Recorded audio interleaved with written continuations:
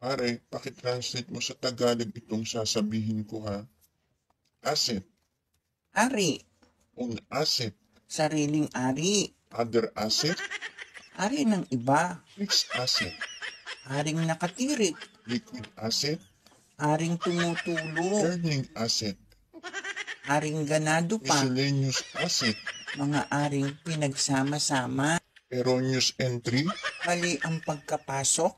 double entry, Dalawa ang pinasukan. reversing entry, Baligtad ang pasok. correcting entry, Itinama ang pagpasok. multiple entry, Labas-pasok. dispense, Nilabasan.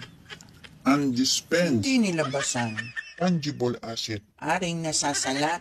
cut of time, Oras ng pagputol. written of asset, Aring pinutol. depreciation, Pagkalaspag ng ari. fully depreciated asset, Aring laspag na.